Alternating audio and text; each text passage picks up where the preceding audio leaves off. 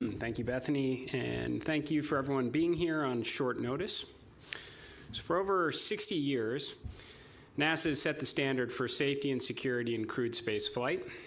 In these endeavors, including the 25 years of continuous human presence on board the International Space Station, the health and the well-being of our astronauts is always and will be our highest priority. Yesterday, January 7th, a single crew member on board the station experienced a medical situation and is now stable. After discussions with Chief Health and Medical Officer Dr. J.D. Polk and leadership across the agency, I've come to the decision that it's in the best interest of our astronauts to return Crew 11 ahead of their planned departure. Within the coming days, the Dragon Endeavour spacecraft will depart the International Space Station with Commander Zena Cardman, pilot Mike Fink, Kimya Yui from JAXA, and Oleg Platonov of Roscosmos, and safely return them to Earth. We expect to provide a further update within the next 48 hours as to the anticipated undock and reentry timeline. Over the last 5 months, Crew 11 contributed to the ongoing operations of the space station, conducted extensive scientific research, completed the majority of their mission objectives, and upheld the standards of professionalism for which astronauts are known. Crew 12 is currently scheduled to launch as soon as mid-February. Alongside our international and commercial partners, NASA is evaluating their timeline to include earlier launch opportunities. We will provide more information when it's available. In the meantime, NASA astronaut Chris Williams, having launched to the station on November 27th on Soyuz MS-28, maintains our American presence in space and will support the space station's operations and scientific efforts.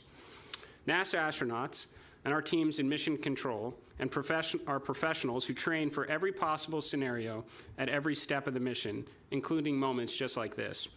I'm proud of the swift effort across the agency thus far to ensure the safety of our astronauts, and I know NASA and our commercial partners will successfully bring Crew 11 safely home.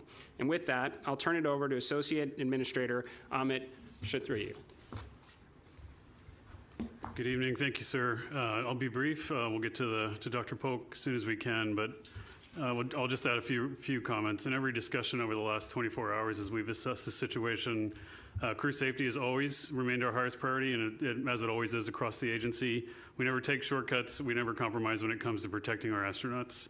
The work accomplished during this period reflects the precision and professionalism of the flight control teams on the ground and the astronauts aboard ISS.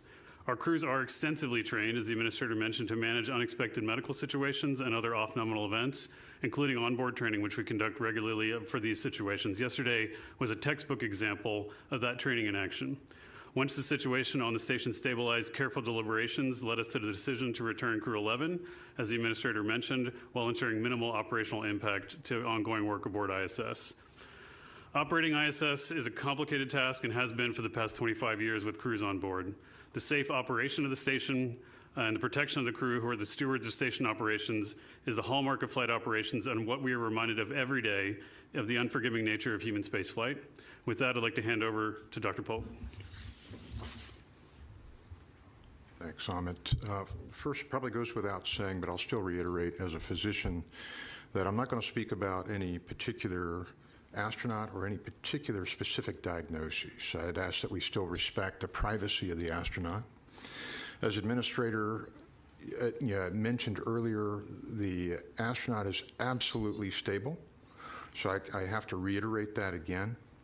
But anytime we have a medical incident, we embark on looking at diagnoses and what we would call a workup to get a differential diagnosis on what's happening with that patient or astronaut on board.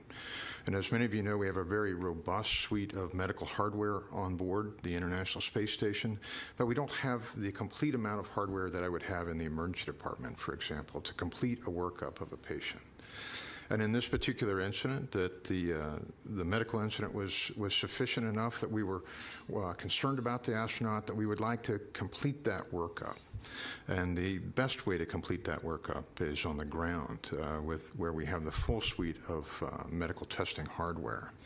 Now, again, because the astronaut is absolutely stable, this is not an emergent evacuation. We're not immediately disembarking and getting the astronaut down. But it leaves that that lingering risk and lingering question as to what that diagnosis is, and that means there's some lingering risk for that astronaut on board. And so always we err on the side of the astronaut's health and welfare, and in this particular case, we are doing the same. And I should reiterate, in our 25-year history of the International Space Station, we've had many models and Monte Carlo analysis models that have said we should have had a medical evacuation approximately every 3 years in that 25-year history, and we've not had one to date.